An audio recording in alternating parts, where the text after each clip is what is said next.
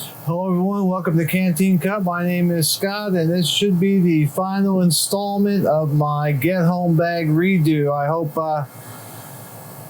in the videos I put up before, I'm hoping you're finding some useful information, maybe help you with yours.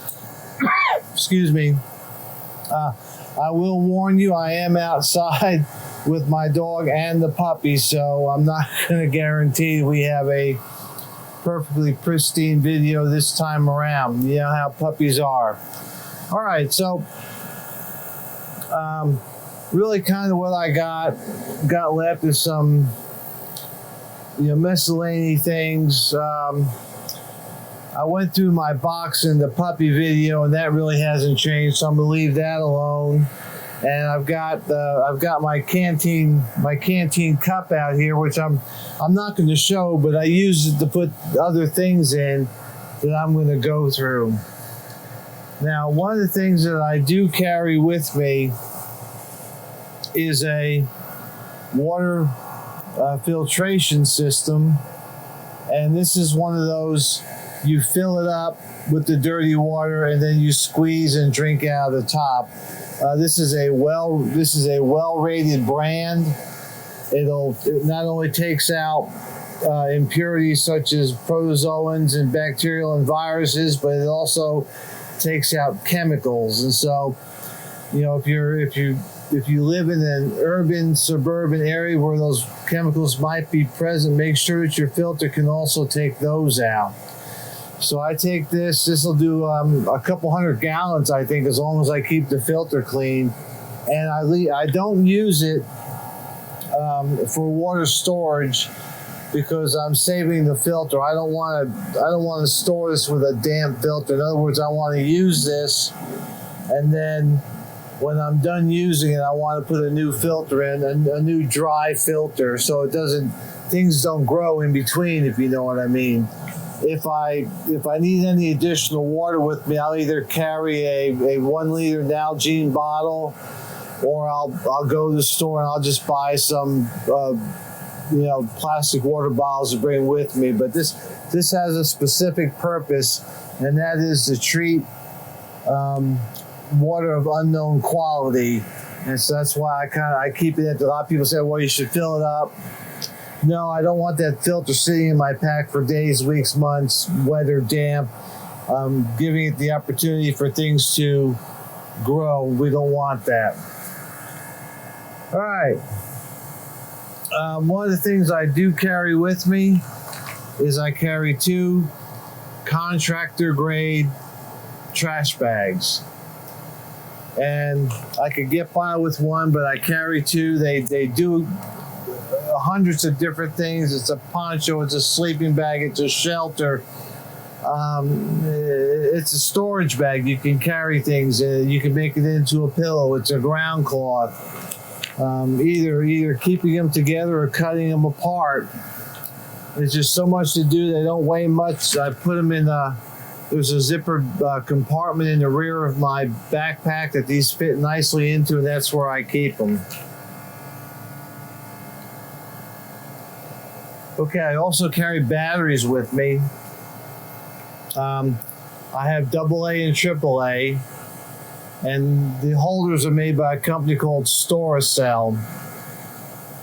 I use the AA's for some of my professional tools, and then the AAA, the only thing the AAA is for is a little flashlight I showed you as a part of my EDC. And that's where I was making I'm undecided about whether I want to get a AA flashlight to replace that one or just carry these batteries. I'll probably just carry the batteries because I like that little flashlight. It's about the size of my pinky, and it fits nice in my pocket with my other gear. So as a system, that kind of works. But I have been contemplating getting just a AA, either single or double AA battery flashlight. And I haven't pulled the trigger on it yet because those things go anywhere from $10 to $100, and I'm just not there yet. All right, a new thing added to my list since I have a puppy who's going to end up being a service dog, is I got a bowl. This is a silicone bowl, and you pop it out, and it makes a nice little place for him to either drink water. Mainly I'm going to use this for water to keep him hydrated, but you can also put food in here. It's lightweight, it packs down real nice and thin, and the puppy's already tried it and he likes it, so we're going to keep it. I carry duct tape. I carry a roll of the 1-inch duct tape. I do not go through I used to do this, take a strip off, fold it over and over and over again, and make it compact, but I just don't deal with it. I just get this. This is a good size to keep in your pack. I like the 1-inch. Duct tape is like a lot of other things in my bag, is that it's very versatile.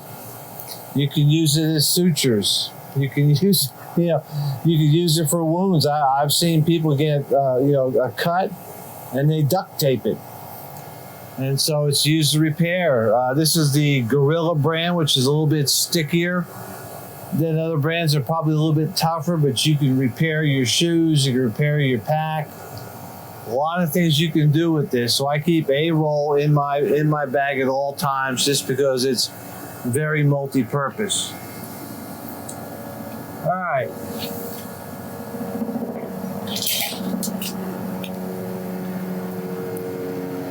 I do carry a compass with me. This compass actually does a couple different things, which is why I like it. It's a Suunto or Sunto. This is the MC2 Global. It's got the global needle. That's supposed to mean that it'll work anywhere in the world. Some of the things I like about this is if you look down here, that's a magnifying glass. So theoretically, you can start fires with it. Up here is a mirror. You can use it as a signal mirror. Now, how do you use this as a signal mirror?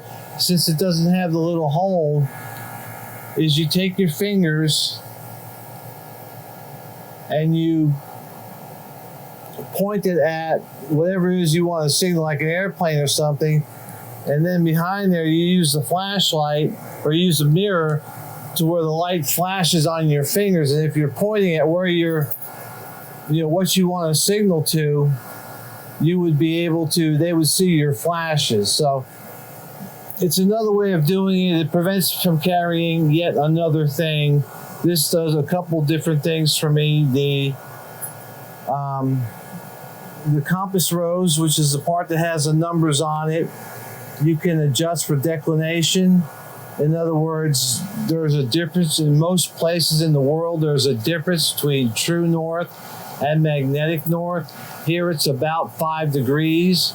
And so I have adjusted my rose to be 5 degrees off, so that when I am taking a measurement off of my map, and the map shows you in true north, and then when I go to shoot it, that compensation's already built in, so that when I take an azimuth, take a bearing, it's a true north bearing. I don't have to do the calculation in my head.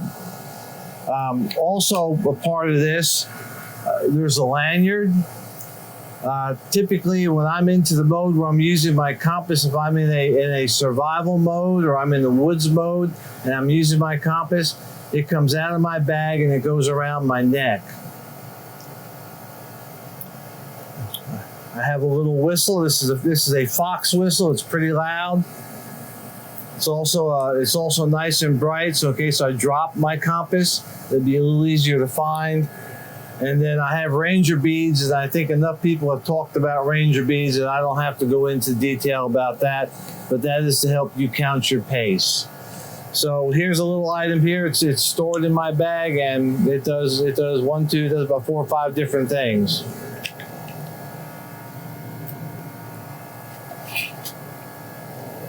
I do keep a big boy flashlight.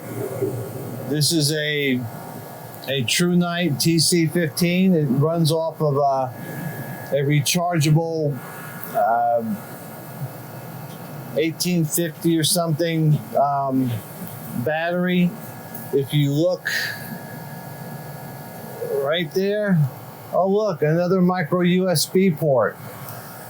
So this flashlight, and one of the reasons why I bought it, is I can recharge the battery in this thing off of one of my other chargers, either my cell phone chargers, my solar battery charger. It's all right here, so I can do that. I don't carry this in my pocket because it's a little bit too thick with all the other stuff I carry, but it is a nice flashlight. Several other people have reviewed these, but I keep it in my bag for when I need more light. Okay. Anybody that's been in the service probably knows what that is. That's a C-ration / MRE spoon, and this is a spork. If anybody has looked at any of my old blogs or my old videos, it was called Canteen Cup and Spoon, and there's a story with that. To make a long story short, is I learned a lesson about carrying a canteen cup and a spoon. So now, as a regular part of my kit, there is always a canteen of sorts, there's always a cup, and there's always a spoon. All right, the cup I showed in the video, so I'm not going to show that again. And then the last category, and this is what everybody likes, we talk about defense. You know, how do you protect yourself? And I basically have a couple ways. One way is I carry a can of pepper spray with me. And this is Red Saber. This is a professional grade pepper spray with a dye. Now, someone might say, well, why do you carry pepper spray? Well, yeah, you can shoot somebody, and depending on the situation, it may either be a good idea or a bad idea. You know, when you're using a firearm as a civilian, and what I mean by civilian, as somebody who is not in law enforcement, then you've got to be very careful about what you do, because while you think you may be right, you may be breaking the law, and you may be the one going to jail. It happens. So it pays for you to know your state laws. There's plenty of websites out there that talk about what your rights are as a gun owner. Now, yeah, granted, if somebody's beating you over the head with a 2x4, you know, that would probably be a pretty clear case. But, you know, there's a lot of these gray zones, and don't get caught. And so if I'm there, you know, I don't carry this on my person. Sometimes I carry a smaller one on my person, like when I'm in church, because right now the laws in Georgia allow you to carry a concealed weapon in church if you have your church's permission. And right now I don't have permission, so I carry a jogger's version of this same thing. But I carry this in my bag, and it's a less than lethal way to defend yourself. And, you know, how I would use it is, you know, if I'm assessing the situation and things aren't looking good for me, then it's very easy for me to slip this out of my bag and into my pocket. You know, I don't walk in places where if you look at somebody wrong, they're pulling a knife on you. That's just not the part of society I live in. And there's usually a lot of indicators prior to an event that if you're paying attention, you would know something bad is going to happen, and then you need to do something, you know, which hopefully for the smart people would be moving away from that, getting away. And that's really where I live, and the places I walk or the places I shop or whatever. You know, it's very easy to pick up that vibe. And it's very easy to sit there and see that person who is not, you know, like everybody else. And in that case, it would take me, I'd unzip a pouch of my bag, slip this in my pocket, and then I would move either to another part of the store, or it would just be time to go. I mean, I would leave the shopping cart right where it is and walk out the door. I mean, you've got to be observant, you've got to be prepared, and as a civilian, don't necessarily run to the fight, because you may end up in jail. All right. So we want to talk about the other stuff. Yes, I do. Yes, it's loaded. Your safety is your responsibility. That's all I'm going to say about it. Also carry one of these. And I carry a holster. The holster I carry is a little plastic holster, a little belt clip. It slips right there. And I carry it in my bag. Most of the time, I am carrying my pistol in my bag because that's just the way it needs. I don't always feel like I have to be in condition red, because where I live, and I lived here long, I can see things. And so I keep my firearms handy. I just don't go looking for a fight. If things are squirrely, yes, the pistol and the holster come out of the bag. They go on my person. I'm always ready to carry concealed. I just don't always. And that's just a matter of personal preference.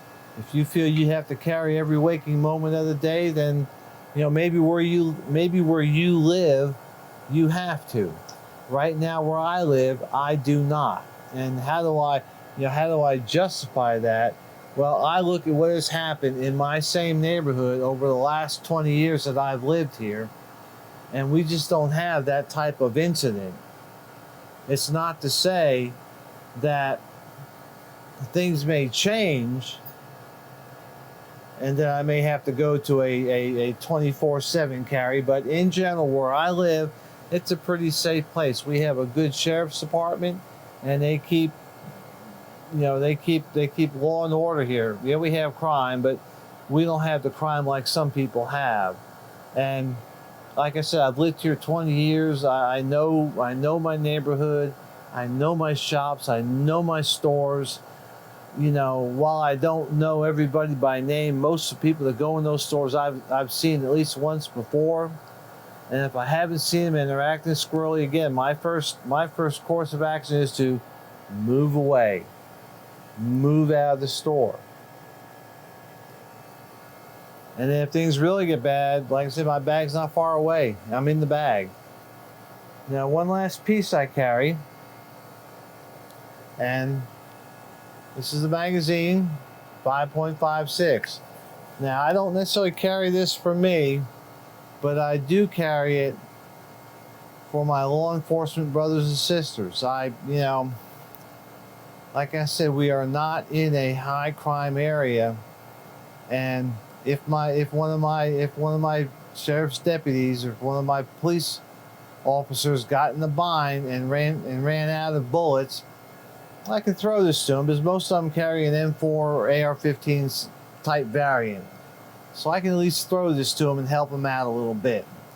But that's really why I carry this. I don't necessarily carry that for me. That's to help protect me. That's the idea. So that's really it. And you've now pretty much seen everything that goes inside my get home bag.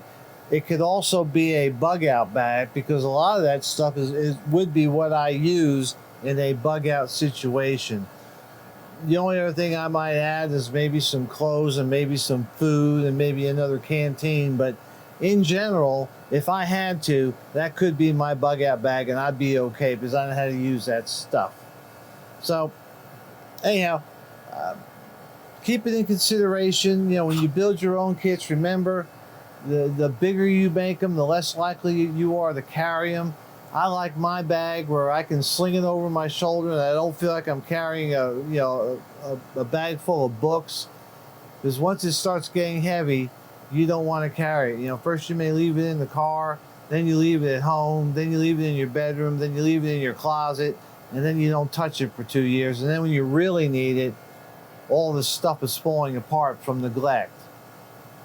So like I said in my other videos, make sure you go through your bags every now and again, kind of reevaluate, clean out that old stuff, get all the crumbs out of the bottom, reevaluate, you know, update, renew, whatever, clean your gun if you have one, you know, check your ammunition, make sure your magazine springs are working, you know, but stay in there, keep your fingers on it, and that way, you know, when the time comes when you really need it, you'll know what you got, and you'll know it's in good shape, and you'll be able to use it. So hopefully today was at least entertaining. My puppy behaved today and didn't pull apart my YouTube. He's growing like a weed. If you look at my first YouTube of him, he has gotten a lot bigger, and maybe I'll do another video a little bit with him. Right now he's out in the grass amusing himself, so I'm just gonna let him go. So anyhow, y'all have a good weekend. Stay safe, stay secure.